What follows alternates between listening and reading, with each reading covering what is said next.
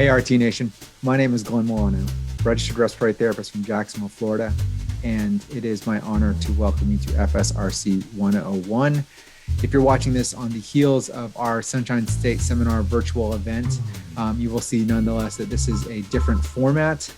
Much like all of 2020, this was an opportunity for us to do something differently. And today I got to have a back and forth conversation with Dr. Tom Berlin. Dr. Berlin serves as the director for respiratory therapy and pulmonary at Advent Health Orlando, and he is also the current FSRC president. Tom is a tremendous professional and really a tremendous leader, and it was a great opportunity for me to be able to talk with him, and it continues to be a great opportunity to be able to serve with him on this board. I hope at the end of this conversation that you guys have plenty of questions. I hope that we have left some things unqualified and that it drives a lot of conversation. Our board, our intention is to start making some change, and part of that is through conversation. So if you heard something that piqued something in your ear, that left something stirring in your gut, feel free to reach out to us. Go to fsrc.org where you can find any of our board members. Go ahead and send us a message via social media, whether it be across Facebook, Instagram, or LinkedIn. And then we just look forward to connecting to you from there. I hope that you have an opportunity to watch this conversation in its entirety. If you give us plenty of feedback so that we can build off of this, and we look forward to hearing what you have to say. Enjoy, guys. How are you? I'm doing good, Glenn. How are you doing? Doing very well. Thank you so much for joining me and for the opportunity to connect and to talk a little bit about our organization. How's everything going for you? Not too bad. Busy week after the annual Sunshine Seminar, our first virtual endeavor at that. So I think we were very successful. Absolutely. It actually far surpassed my expectation, both in participation, but also in the amount of work that it takes to put on a virtual event. Yeah. And as expected, there were a couple of technical glitches, which drives me crazy. But I mean, considering the complexity of our event, we had multiple sessions going at once on a couple days, and it was handled as beautifully as I could have expected. Yeah, and so kudos to the entire FSRC executive board, the team, Carolyn, Itzia, Glenn, and then also to our chair, Miss Misty Carlson, forgive me. Yes, Misty Carlson, who put on a beautiful virtual seminar. So, on the heels of that, we are recording this several days after our virtual event. And just yesterday, we did learn that a giant in our industry and in our profession just recently passed. And I'm referring to Dr. Robert or Bob Kaczmarek, as he was known in the annals and journals that you may have read. And Tom, I don't know if you've had any experience with Dr. Kaczmarek in your time as a respiratory therapist. Well, I met Bob Kaczmarek a couple of times at the International Congress, and I can tell you he was just, he came across as a gentle soul and a consummate gentleman. Going back to the days when I was a student, back in the early 1980s, a student of respiratory care, Dr. Kaczmarek was very well published at that point. He had already written a couple of instrumental papers that impact our profession. So when you consider the breadth of his career, for those that didn't know about Dr. Kaczmarek, he was the director of respiratory care at Massachusetts General Hospital for many, many years, and a professor of anesthesiology at the Harvard Medical School. He was just a prolific scientific writer. He had over 175 peer-reviewed research papers published, in addition to hundreds of other editorials and different publications, including 19 textbooks to his credit. So, and he was a registered respiratory therapist. So wow. He is someone that has always been a hero to me and has represented the profession of respiratory care for what I thought it is and could be from the onset of my career. Wow.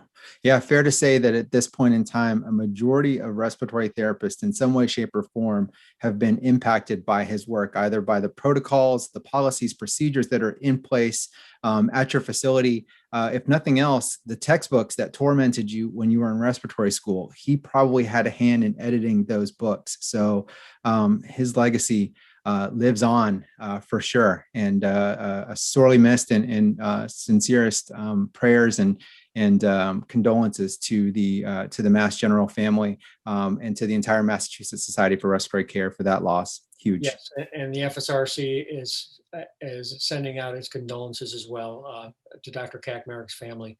And just the breadth of his scientific writings, his seminal works on mechanical ventilation and the use of PEEP. He did some of the original dose response studies for inhaled nitric oxide back in the early 1990s. And Wow. this goes on and on.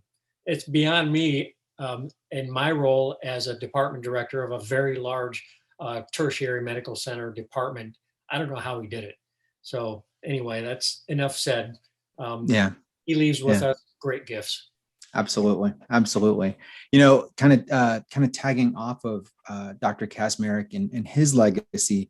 You have a legacy of your own in your leadership role at your facility, but also your work for respiratory care in the state of Florida. You are the current Florida Society for Respiratory Care president. And so, you came into this role, I guess, 2 years ago when you became president-elect. Am I correct? That's right. Well, it was 3 years ago as president-elect, and then Okay. 5 years ago, I started as the Region 4 director, and then Okay.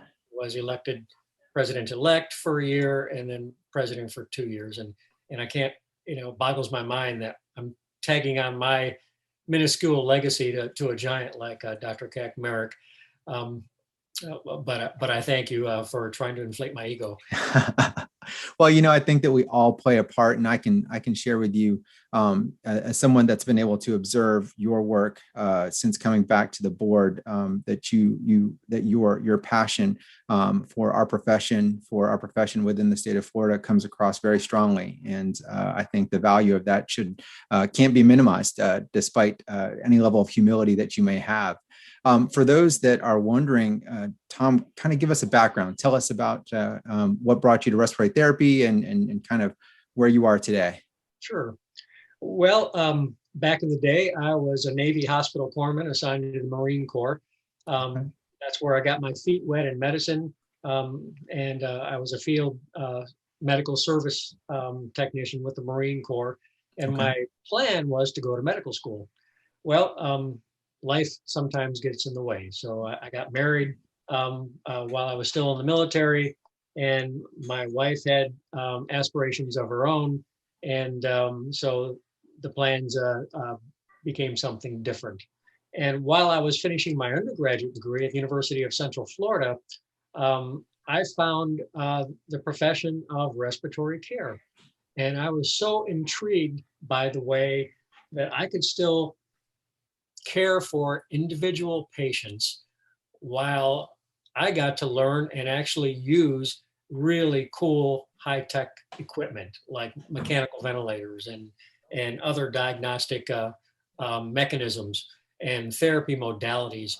It was the perfect combination of high touch and high tech that it just drew me to it. And the more I learned about it, the more I thought, what, this is something that I want to get into. And I've never stopped loving the profession. I have a great admiration and respect for my fellow respiratory therapists. I love each and every one of them. Sometimes I don't like some of them, but I love each and every one of them. It's like our kids, right? Sometimes you always love them, but sometimes you just don't like them. Yes, so, absolutely. I have never regretted 1 second of being in this profession for 38 years. And that's when I actually started the program at UCF when they had their baccalaureate program back in the late 70s and early 80s. Gosh, so sad that program is gone. It was an amazing program. That was a real blow. And of course, I believe in lifelong learning. So upon graduating my bachelor's degree, I got right in. I jumped into a graduate program and got my master's in health sciences.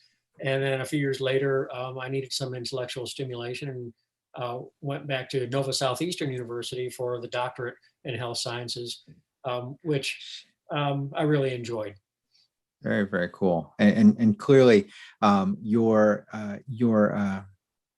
your heart to be a lifelong learner has paid dividends, probably to your own department at your own organization. But I can speak for the Florida Society for Respiratory Care that the level of insights that you bring and your perspective on things is clearly drawn from a wealth of experience. So kudos to you for that. I like to think I'm waxing prophetic. Others probably think I'm just a blowhard, but Fair enough. Fair enough. To that end, when we look at our organization, the Florida Society for Respiratory Care, we have our own history. The FSRC started in 1975 when we first became chartered as an organization. At the time, the American Association for Respiratory Therapy gave that level of charter, and there's a document that's actually available on our board website that actually shows it's a scanned image of the original charter that was given to us. Tom, I know that you've done just a little bit of kind of research into that. Can you share some more insights about those humble beginnings? yes, I've got a copy of the original charter right here, dated the 19th of April, 1975. Okay. And Okay. at the time, the American Association for Respiratory Care was based in Chicago, where it was originated. Over 75 years ago, it was formed as the American Association for Inhalation Therapy, and it since has evolved and moved to Dallas a couple of decades ago. So, but anyway, in Florida, from what I can learn, the Florida Society was developed as an amalgamation of at least two other professional respiratory therapists or inhalation therapist groups in the state. They got together just as kind of networking. The profession was new back in the early to mid 70s. If you can imagine, everybody was doing IPPB because they could bill for every last treatment and CMS would pay for it. Mm. So everyone not only were oxygen jockeys, but were IPPB jockeys as well. So that was way before evidence came out to show really it was of no benefit, and CMS changed their reimbursement paradigm. But apparently there were at least these two groups in the state that decided to get together while at the same time the national organization was developing its state affiliate program. Okay. And so it was a natural inclination for the AARC at the time to push Florida's groups to come together and form a state affiliate and charter as such. So I would love to dive into the brain of some of our folks that were active during that period in the early mid 70s so they can shed some light on that history. Yeah, and to that point, there's a handful of people that are still out there, and if you happen to be one of those individuals and you're watching this message, we encourage you, we ask and plead that you connect with someone at the FSRC. You can go to fsrc.org where you can find our contact phone number. We would love to hear more about that history that the FSRC has had. And one thing that we can say for sure is that in that time, there has been a tremendous evolution, both in our profession and in the board. And so kind of along that same line, through the course of the history of the FSRC, we've had a number of leaders that have led our organization, and all have had an opportunity to leave their mark. And so I wondered from you, in your time as president and in your time with the board, what do you want your stamp to be, and what do you hope to leave the organization, or what condition do you hope to leave the organization in as we move into future seasons? That's a good question. And so during my time, it was apparent that the FSRC was in need of new structural support. We had a long-term executive director, Mr. Dennis Willerth, that did a wonderful job for years and years. Very responsive man. Many members around the state talked to Dennis. If they called the FSRC phone number or went to FSRC.org, it was Dennis that answered the phone, or Dennis that answered the email. So as you can imagine, it's very difficult to perpetuate a professional organization just based upon one person. Yeah. And if God forbid something should happen to that one person, then the entire organization gets turned on its ear and can no longer function effectively. So my goal, when I came into the president-elect role, knowing that Mr. Willerth had already said he had planned on retiring within that year. So that gave the organization an opportunity. Okay, let's see what we need to do to put this organization on sound footing for the years to come. So we did a search and found a very capable organization that's purpose for being in business is to help not-for-profit professional organizations operate. In other words, act as an executive office. Yeah. They provide someone in the form of an executive director. In our case, Devin Krekel now is the executive director for the FSRC. They provide all of the support services, the maintenance of the membership roles and the websites. And they did all the behind the scenes work and organization for the Sunshine State Seminar. So they do so many things as basically through a turnkey contract. We pay a monthly fee and they handle all of our executive office operations, and they do so for other professional associations around the Southeast. Anesthesiologists, ED physicians, dentists, the Georgia Society for Respiratory Care. And so it just seemed like that was a natural move. We needed to have that level of security going forward, that we knew that there was an organization behind us to support our activities and our membership going forward. So we got that done. And oh, by the way, they cost us considerably less money than what we were paying for the previous 2 decades. So that was a true win-win for our membership going forward. Now, yeah, there was a learning curve when we had to transition, as there typically is. But I can say now, and as evidenced by the way our virtual Sunshine State Seminar ran last week, that we're truly getting there. And they are good people in that office, and they will bend over backwards for our membership. So that is one thing that I needed to accomplish. A second thing was our documents, our bylaws and policies and procedures needed updating. So in order for any organization, whether it's nonprofit or for-profit, they have to have strong organizational documents in place to ensure that the organization can run on a solid footing. So I'm still in the process of working with that and with other members of the board, and I will probably be continuing to finish that up through my year as past president next year. So those were the primary things that have taken a lot of my time. I was able to go out and recruit a highly respected medical advisor for the FSRC, Dr. Tom Furman, who was originally a registered respiratory therapist and now a retired anesthesiologist and professor of anesthesiology at UCF. Dr. Furman is another one that has considerable contributions to the body of work in medical research. His curriculum vitae alone is 38 pages long. Wow. Which is just amazing to me. And he's just such a down-to-earth gentleman to talk to. He is attending every one of our board meetings and is truly engaged. He is a member of the NBRC board. He was a member of the National Association for Medical Directors of Respiratory Care.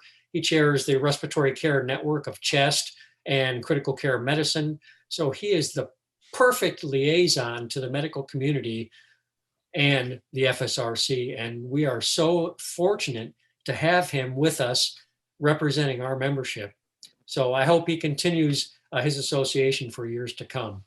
But that is, that's really, I really feel pride over just being able to draw him in, because we were without a medical advisor for many years.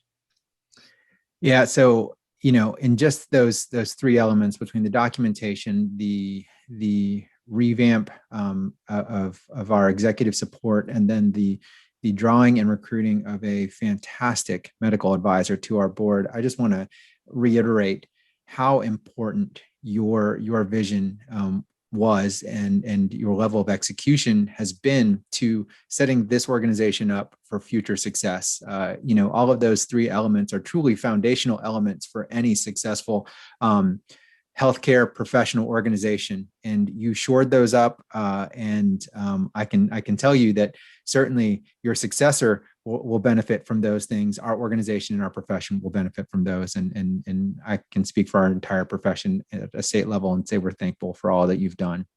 Well, thank you. And just like I can thank Mark Pellman, my predecessor as president, for climbing on the efforts that he did during his 2 years going forward. So as you said, these things that I've been working on over the last 2 years have been just basically to establish a structural foundation for the FSRC going forward in order for us to meet our mission. Yeah. And the other thing that we cannot lose sight on is making the case to practicing respiratory therapists in our state that they need to be a member of the FSRC to strengthen the profession of respiratory care. So membership is going to be a continued effort, and you've been concentrating on it, and you will continue to concentrate on it throughout your term as president. Yeah, and you know what, I feel passionately about that. And you have set a foundation that makes that possible. And to that end, something that Tom just really hit on is the value that all of the respiratory therapists bring to the FSRC. This goes beyond the level of resource that comes with an active membership with the FSRC, right? Because sometimes when we talk about active membership, it's something that you pay for. When we say becoming an active member, we mean being actively involved. When there are calls to action, we mean participation. Because the reality of it is regardless of how strongly I speak and how big of a pulpit that we try to launch from, it only becomes stronger when we have active participation, when we have more people involved. Writing to those senators, we start the conversation, but it carries weight when they know that Bill Jones from Miami is saying his piece also. And so that's an important point to hit home. Exactly, and I think if there is one thing that disappoints me about our profession is the level of apathy that I've seen from time to time over years with many of our colleagues. Sure. And so that's one of the reasons I'm so excited that you're taking over as president, because you have been so instrumental in moving our messages into the social platforms that people are actually using these days and connecting with. So I think going forward, you have a fantastic vision for doing that. And I want to thank you for your involvement. And I can't wait to see what happens over the next couple of years. Appreciate that. Thank you, Tom. We keep reiterating, or we keep talking about the board, and I think that we should take a second and kind of back up and kind of go over kind of the structure of the board. When we break down who the FSRC is, we've already talked about how we are a state affiliate of the American Association for Respiratory Care. So it's a subset. Every state has their own state affiliate, and that's who we are. And so as we look at that, we want to make sure that we differentiate ourselves from some of the other organizations and some of the other acronyms in that alphabet soup that you often hear of. And so, Tom, I don't know if you could just at least draw some comparison first to the NBRC, who we hear of so often, and then also the Florida Board of Respiratory Care, and draw some basic separations and boundaries between those organizations. Right. So as you all know, the National Board for Respiratory Care, the NBRC, is the credentialing body that grew out of the AARC several decades ago. So the NBRC is responsible for developing and administering the board examinations that permit you to receive your credential as a professional respiratory therapist. Right now, those credentials, registered respiratory therapist, which is the standard in our profession, certified respiratory therapist, which still exists, and then all of the specialty examinations that go along with that. Registered pulmonary function technologist, certified PFT, advanced critical care specialist, neonatal pediatric specialist, and so forth. So the NBRC is responsible for creating and administering those validated examinations. And that's one of the things that the NBRC board does to ensure that they have valid examinations they can administer to people that want to enter this profession and gain those credentials. Right. To our credit, the profession of respiratory care is strong nationwide because of the NBRC and having a nationwide credentialing system, which, by the way, all of the 49 states that currently have licensure, all but Alaska, employ the NBRC credentials as licensure by certification. In other words, you can just show the state when you apply for a license evidence that you have your credential from the NBRC, and then, of course, pay the state money, and they will give you a license without having to take an examination to show your competency. Alternatively, without that credential, you could take a state-administered examination to gain access to licensure in the state of Florida, in addition to paying the fee. But almost nobody does that because everybody that enters the profession is getting credentialed. Yeah. All of our respiratory care education programs, which are governed by Aarc for quality and certification, gear their education programs towards passing the registered respiratory therapist examinations, the high cut level on the therapist multiple choice exam, and the clinical simulation examination, which establishes the critical thinking skills. So all of these programs are gearing their education to passing the RRT. So the expectation is these students pass the RRT when they get out of that program. And then whatever state they're living in and want to practice in, they submit their credential, pay the fee with their application, and they will get licensed. Yeah. And so to that end, that brings us to the Florida Board of Respiratory Care, who sometimes people often mistake for the Florida Society for Respiratory Care. So Tom, why don't you talk about the FBRC, or the Florida Board of Respiratory Care, and what their role is in the state for respiratory therapy? Yes, the Florida Board of Respiratory Care has purely regulatory function. Their charter, as part of the Department of Health in Florida statutes, and there are there's the Board of Medicine, the Board of Nursing, there are other professional boards, just like the Board of Respiratory Care. The people that sit on this board are appointed by the governor, and there's various seats, like on the Board of Respiratory Care, there's an RRT member, there's a CRT member, there's a member at large, there is a chair, there is a member of the general public, etc. Their commission is to protect the public. So their job is to ensure that anyone practicing in the respiratory care field in the state of Florida is competent to practice at a minimum level so as not to harm the public. That is their charter. So they oversee licensure. They have the ability to impose discipline and fines. They have the ability to revoke licensure based upon misconduct for any practicing respiratory therapist in the state. So that is their job. The FSRC, by contrast, is a professional association. We represent the practicing respiratory therapist as a professional group, an advocacy group. Our job is to forward the profession, to advance the interests of practicing respiratory therapists in the state, and make it a stronger profession going forward. And in the process, advance our ability to care for the public. So therein lies the difference. So there's a couple of words that kind of popped out as you were talking both about the Florida Board of Respiratory Care and then the Florida Society for Respiratory Care, because I feel like for the FSRC, we feel a commission to advocate for the profession of respiratory therapy. And I just want to make clear to anyone that's listening to this message that we do not put that responsibility on the Florida Board of Respiratory Care. We don't put that responsibility on the National Board of Respiratory Care.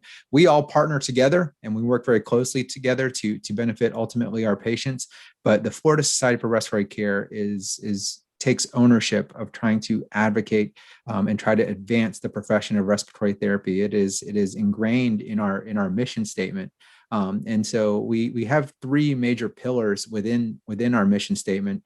One of those being to educate, one of those being to advocate, and then the last one to be to advance our profession.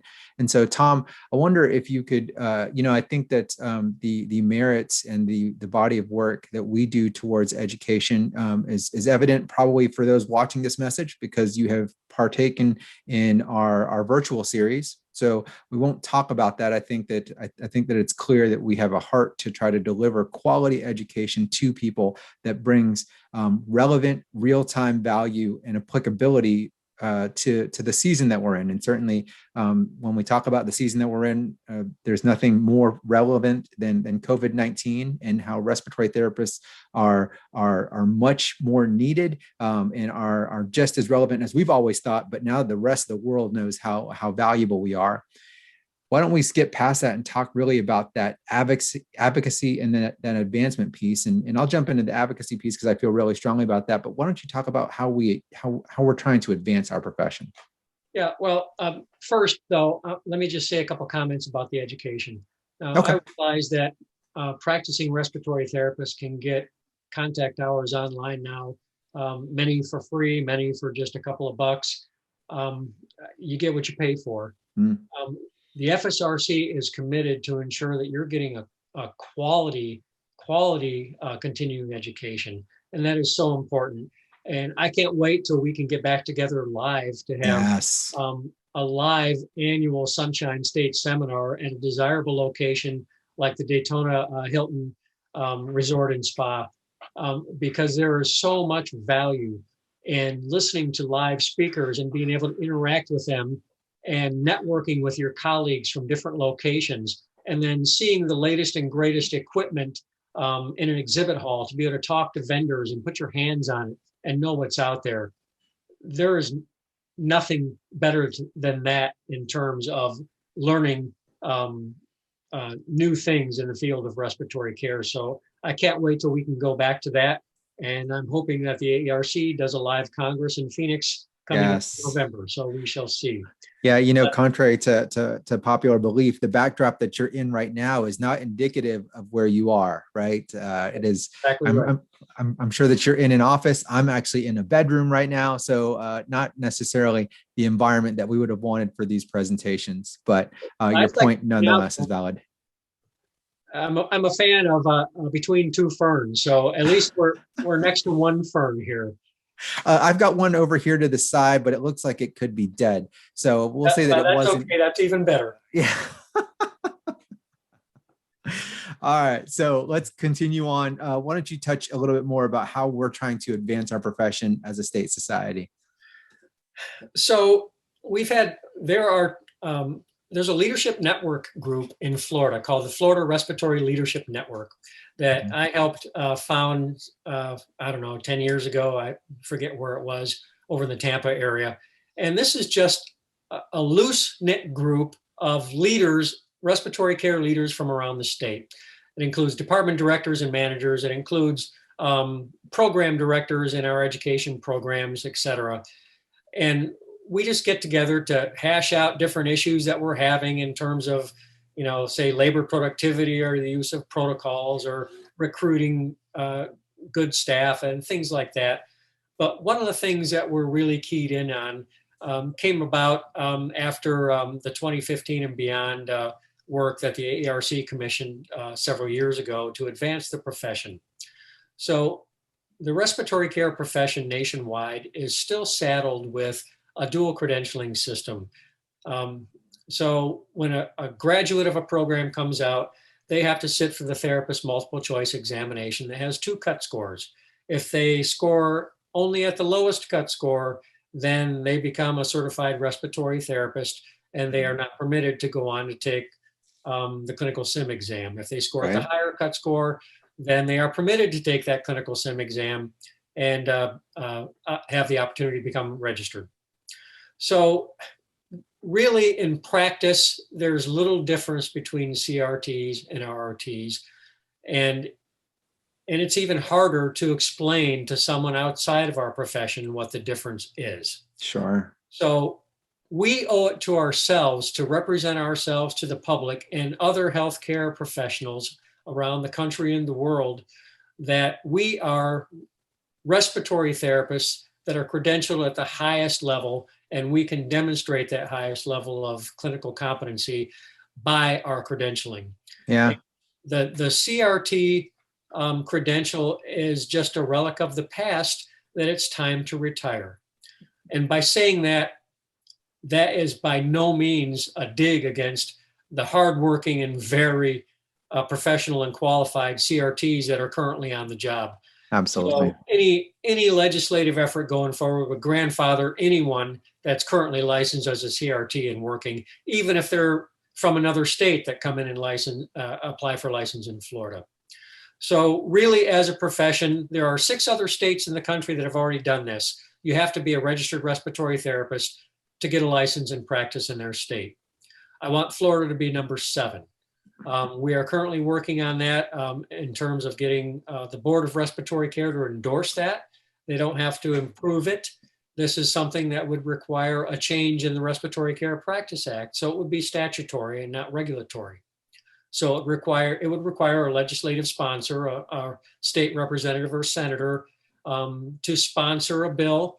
The language changes in the Respiratory Care Practice Act would be minor. Mm-hmm.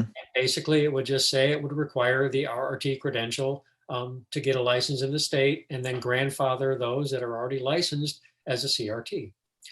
Starting from some point in the future, which I was recommending being July 1st of 2022. So we're well beyond this pandemic period where some hospitals are really struggling for staff. So that is one initiative going forward. And it should be the easiest one for us to accomplish. Yeah. I'm sorry. No, go ahead. I'll jump in now. The second one then is enhancing our education level. So maybe many of our viewers don't recognize, but the federal government does not consider respiratory therapy to be a true profession in terms of federal enterprise and the military and the VA. Mm-hmm. Although the VA, by the way, just had a huge pay grade increase for respiratory therapists. Yep. And brought them up to a professional level, which is I am so thankful for. Yeah. So kudos to all the VA therapists out there, man, and congratulations. Sure. They are now they can go up to GS-14 if they're managers or clinical leaders in a VA hospital, which is huge. Yeah, it puts them on par with any other healthcare professional outside of physicians in that hospital. But anyway, the Social Security Act back in 1935, of course, respiratory therapy didn't exist. It didn't come into existence until the middle of the 1950s. And so it only talked about physicians and nurses as professionals. And it defined professionals as those that had a high degree of specialized training beyond a high school education that could demonstrate that training and competency. And so respiratory therapists then, for example, were excluded from becoming officers or becoming officers in the military. So respiratory therapists are enlisted people in the military still to this day, because the federal government sees the standard respiratory care education as an associate's degree, which it is around the country. So our next step in advancing our profession is doing what nursing has done and make the baccalaureate degree the standard entry-level degree for respiratory care in the United States. Now, you know that physical therapy and pharmacy have already moved to the doctorate. They have been very successful in advancing their profession to the doctoral level, and that has had a great impact on the wages that are paid to pharmacists and physical therapists in hospitals and other settings around the country. Now, obviously, it is if you look at it from the guild standpoint, it has limited the applicant pool into that profession because now you have to have a doctorate. And so obviously it's much harder to get that as it is an associate's degree. So it limits the number that can actually get into the profession. So therefore wages and salaries go up. So I'm certainly not advocating for a doctoral degree being the standard in respiratory care. We need far too many practitioners right now, but a baccalaureate degree certainly is on the horizon, and the profession is actively working towards that and helping associate degree programs around the country and in the state of Florida um, advance the services and the and the degrees they provide to a baccalaureate degree.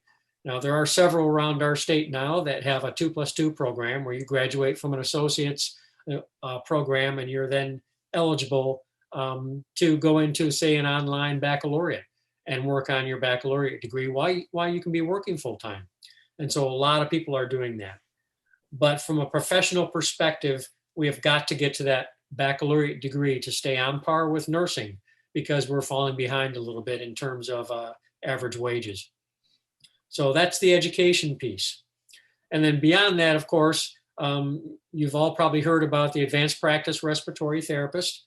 So Ohio State is the first program in the country that now has an APRT graduate level program to train advanced practice respiratory therapists. Now, we're in the infancy here in this, in the APRT stuff. This would be a true advanced practice provider that would be on par with nurse practitioners and PAs, where they would be a licensed provider and could write prescriptions and things of that nature and work alongside under the auspices of a licensed physician for their service. We know that the AARC did surveys and found that pulmonary physicians around the country would welcome the availability of such a practitioner to help them in their practice. So we know there's a market for it. So our profession is gearing up for that. So I would look for significant advances there over the next decade. You know, what's interesting about a lot of the things, actually all three of the initiatives that you spoke to, is that a lot of it requires legislative work, right? Because it would be potentially change in the Practice Act, which is actually built into the Florida statutes, right? And so some of the other topics that seem to be on the minds of a lot of respiratory therapists when we talk about any number of things, like I'll even throw out things like ventilator to respiratory therapist ratios, those kinds of things that are kind of low hanging fruit that a lot of respiratory therapists talk about. Those are things that would also, even if we were to consider those initiatives, would take forms of legislative action, because it would need to be built into our Practice Act. And the reason why I tie that together is because when we start talking about advocacy, I want you to understand that those things are all tied into that bucket of being active in that political arena. Yes. I'm not here, and certainly it's not our course as an organization to be a political entity, but we have to know what influences our practice, right? And that is the regulatory agencies and the state government. And so becoming active in our organization allows us to become better advocates. The AARC, and then by extension the FSRC, has a very strong advocacy program. The FSRC itself employs a full-time lobbyist, Miss Tony Large of the company's name is Large Consulting. Is that correct? Large Associates, I believe. Large Associates, yes. Who works in Tallahassee to watch the general session of our state government, and ensure not only do we have opportunities for us to insert ourselves into the conversation, but also to make sure that other conversations that are happening in and around our state don't indirectly or sometimes directly impact respiratory therapy. And there are a number of initiatives that at any one point could be passing through other bills that could potentially have negative impact. And Tony does a great job of making sure that we get involved in that we have a say-so in that. And I can say by and large that we've been successful in preventing any kind of legislation that thus far would negatively impact our profession. Tom, correct me if I'm wrong in that regard. No, it is such a benefit to our membership to have somebody as experienced and capable as Tony in Tallahassee looking out for our interests. She speaks the language, which I certainly don't do. Mm-hmm. You know, she knows the regulators, she knows the legislators. She keeps tabs, as you mentioned, on all the bills that are in process. As she likes to say, at two things you don't want to see: how sausage is made and how legislation is made, because it's ugly. I Well, love that analogy. definitely don't want to get in the middle of that. But Yes. Tony loves it, and Yeah. and as you know, Glenn, she sends us emails, 2-3 times a week, particularly when the legislators are in session this time of year, as to what's happening with the various bills. So she is really on the spot and keeping her thumb on the pulse of what's happening up there. And she will be critical and helping us find legislative sponsors and getting the appropriate language to our benefit in the bills that we need coming up. And just remember that our goal, we advocate for the professional practicing respiratory therapist in the state of Florida, who in turn advocates for the patients they care for. Yes. So Yes. there is a patient at the end of this. Mm-hmm. I don't want anyone to lose sight of that. I don't want to think that we are doing this just because we want respiratory therapists to thrive and do better and get more recognition and make more money and blah, blah, blah. No, we have to not lose sight of the patient, which is why we got into this profession to begin with. And so to have Tony in Tallahassee indirectly impacts the care that we give to that patient at the bedside. And it's worth every penny. Absolutely. Absolutely. And so Tony acts as our representative for our organization and in turn our profession there. And so as we kind of turn as we kind of make the round to the last turn of our conversation, I wanted to talk about the structure of our board. We have approximately 25 members, myself and you, who we've already introduced, and then Dr. Tom Furman. But I wonder if you could talk about some of our other members, and then we can kind of talk about how it breaks down throughout the state. Absolutely. So, according to our bylaws, the president serves a term of 2 years after 1 year as president-elect. So these are elected positions. Every position on our board, with the exception of the executive director, which is appointed and contracted, is an elected position. So after my term ends at the end of our fourth quarter, we're a July to June fiscal year organization. So July 1st, I am no longer president, and Mr. Glenn Milano, who is now our president-elect, will become the president of the FSRC for the following 2 years. And then I will then transition to past president for 1 year, and then I transition off the board. Our other board members, our executive members of the board, include a treasurer, Elizabeth Mander, a secretary, Leila Curtis. We have a parliamentarian, Hosea Moss, which kind of makes sure that at our board meetings, which by the way are open to every single one of our practicing respiratory therapists and members of the organization in the state, at any time we have a board meeting. Hosea's job is to make sure that we follow our bylaws and we're doing everything by the book. And then we have 2 members of the AARC House of Delegates representing the state of Florida and the FSRC. That's Cheryl Barrett, our senior delegate, and Melanie McDonough, our junior delegate. Yeah. And then Melanie will transition off come July 1st, and Tony Lamoglia from South Florida will become the junior delegate to the House of Directors for AARC. So that is the executive committee of the board of directors. And then the rest of the board is made up of regional directors. Florida's a big state. We've got, I don't know how many million people now. But according to the Department of Health, we have somewhere in the neighborhood of 12 to 13,000 active licensed respiratory therapists in the state. Only about 2,500 of those are CRTs. The rest are RRTs.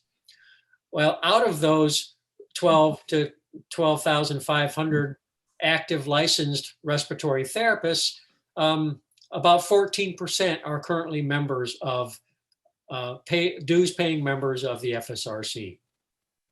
So we need to get that number up because obviously we need to speak strongly with one voice, and the larger we are, the louder our voice becomes. And people like legislators and the Board of Respiratory Care tend to listen a little bit more acutely when you're speaking with a louder voice. So that is a primary reason why our membership is critically important, that we have got to have more members at the table and take an active role. Yeah, when you look at how the state's divided, we have kind of created these regional roles, as Tom spoke to.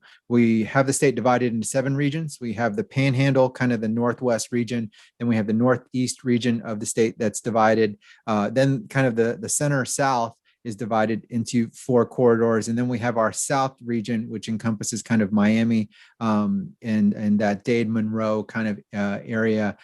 You can find the information. We'll probably pop up a slide that has all that information in there. But just know that all of those regional directors are all practicing respiratory therapists within the state of Florida. They are all elected into those roles, but they are your peers. They are your colleagues. They work side by side with you.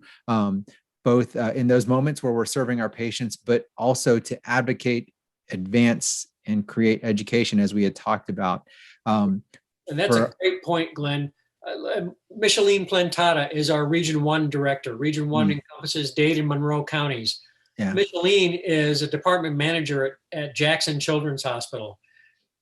Like Micheline, we are all volunteers on this board. Yes. And we volunteer our time for the benefit of our profession and for practicing respiratory therapists.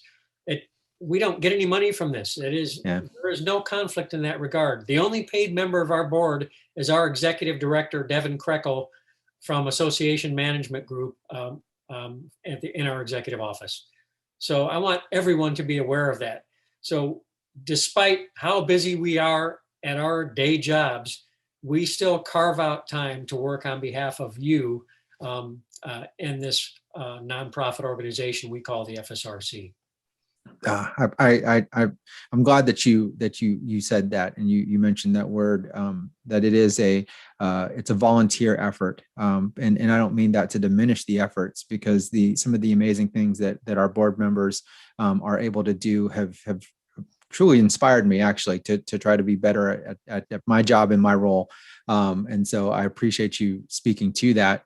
Along with those regional directors also have associate regional directors, and they work in partnership with the regional directors to try to connect ultimately with the respiratory therapists within those regions, to bring that messaging up, so that we can continue to drive those messages home to our larger organizations. And you mentioned 2 people earlier, Cheryl Barrett and currently Melanie McDonough, as our AARC delegates. And oftentimes, especially when I'm reading across social media, one of the things that people want is representation for the AARC and individuals to drive what they call for change. I think it's important to note first and foremost that we as an organization do not believe that we always have the right answer all the time. And we think that we are constantly evaluating our environment and evaluating the information that's most timely in front of us to try to make change. But I want you to know that the FSRC has a direct connection to the AARC, and those 2 roles, the delegate positions, they literally travel twice a year to meet with other delegates around the state to try to create consensus, to try to drive our profession. So when we look at opportunities for us as a state organization to be able to connect and drive that change, that's where we directly participate. And that role is open to anybody, right? Melanie and Cheryl are both leaders in their own right, but they are respiratory therapists, and they're active participants on the state board, and that's what gets them the access. When people want change, there's nothing more frustrating than people than wanting change but not wanting to participate in change. Yeah, you're exactly right, Glenn. And that's another reason why people really need to get involved with the FSRC and be active. If you're dissatisfied with something or the way you feel the profession is going, you need to make your voice heard. So let's do that through the channels that can actually do something on a national or state level to make that happen.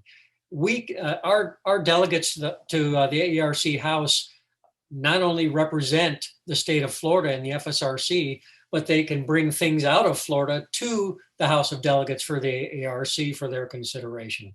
So that's really important, and is just another reason why we need you involved in our organization and get active.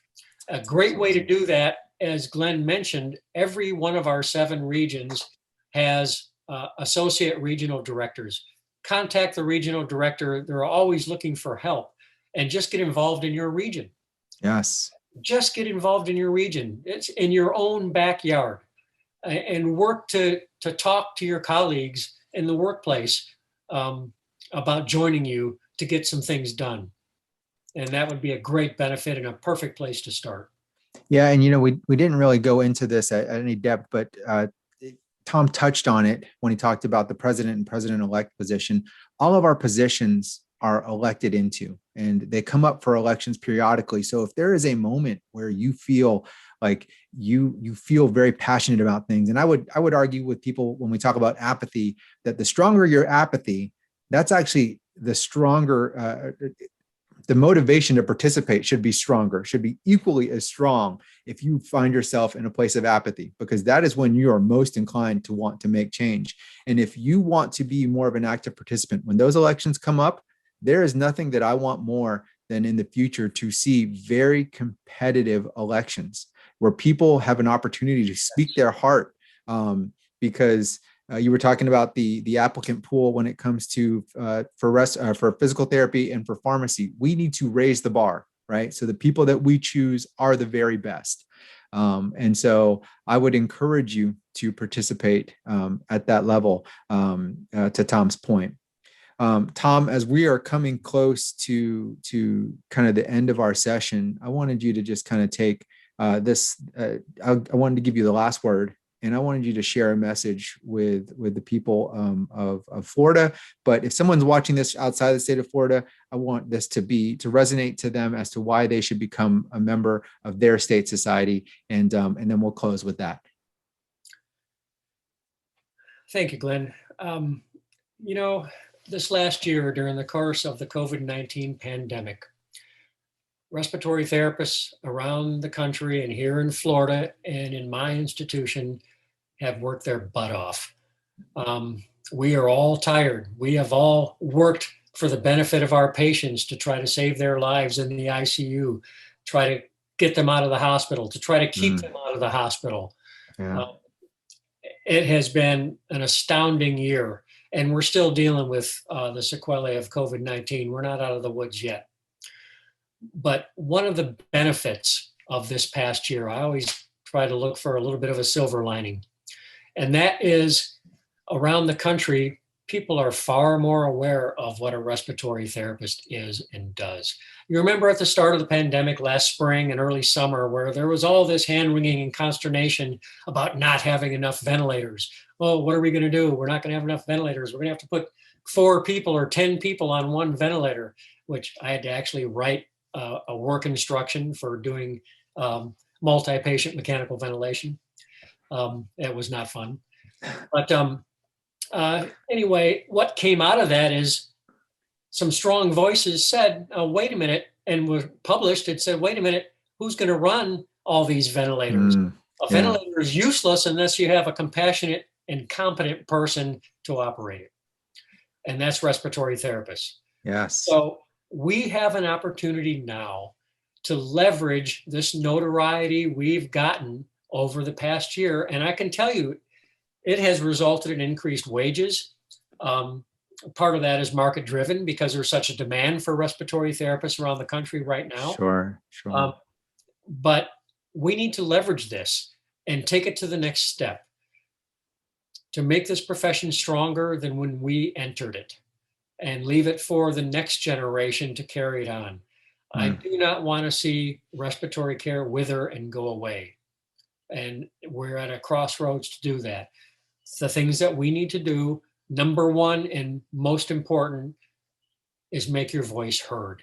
Get active, join, make a difference. We need your voice. We need your thoughts and expertise. We need your passion for this profession. Amen. So things like going to RRT entry level or BSRT entry level, developing the APRT, getting us on par with nursing and PT, and all of those things in terms of wages rely upon that one thing, with you being involved. And I can't emphasize that enough. There's only so much a handful of dedicated volunteers can do to carry this profession on a statewide basis. So without your involvement, I fear that the respiratory care profession in Florida will continue to stagnate. Now is the time to jump on that and capitalize on the world knowing what we do. So please, please join us. Thank you. Thank you, Tom. It has been an honor and a privilege to spend this last hour talking with you. I thank you for all that you've done to lead such great groundwork coming into this next season for our profession. I feel like everything that you've done has been amazingly timely. I look forward to continuing to learn from you and to continue to working with you moving forward. Have a fantastic day, and I'm sure we'll be talking soon. Glenn, it was truly my privilege. Thank you. You no doubt heard in the conversation with Dr. Berlin, he is a passionate advocate for both our patients and our profession. And so, again, I hope that you enjoyed this conversation and look forward to your feedback. Again, we just want to say thank you for all that you have done, all that you will do, and all that we will do together to move our profession. Take care, guys.